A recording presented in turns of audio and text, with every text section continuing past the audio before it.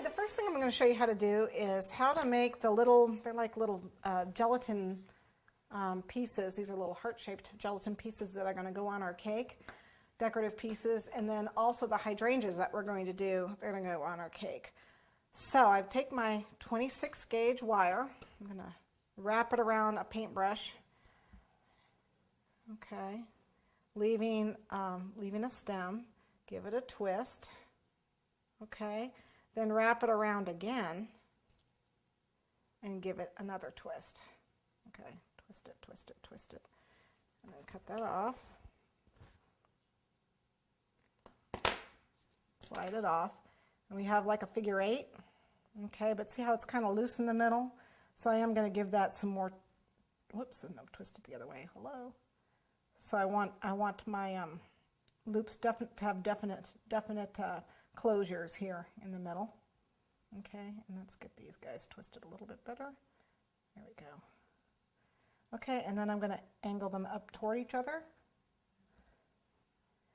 and then when I have 2 of these, when you put them together, it'll look like a 4-petaled flower. Now, which is what a hydrangea is. But, let me do another one here. That's not the only way you can do it. If you have a problem wrapping them like I did, okay, if that's too hard for you, and then twisting them to make sure they're closed,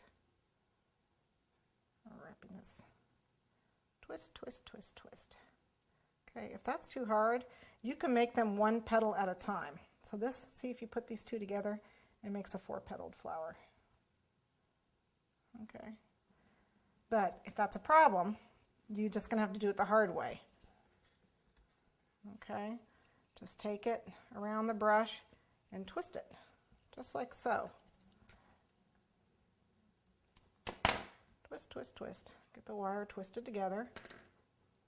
And you make 4 of those, okay? Bend it out like that, make 4 of those, and then you'll have to put all 4 of them together to make 1 flower. I just did 2 at a time, okay?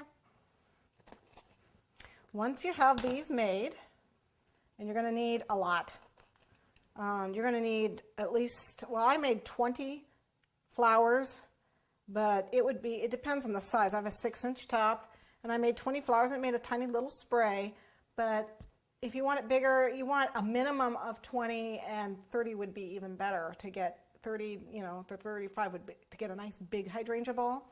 Or, if you want to do just little clumps here and there, then do less. But that's what I did, was 20 of them. Takes a little bit of time. We're okay. All right. So now that I have all my wires done, what I'm going to do, and I have a piece, this is my page protector. It's actually acetate, but you can use a page protector here, nice and clean.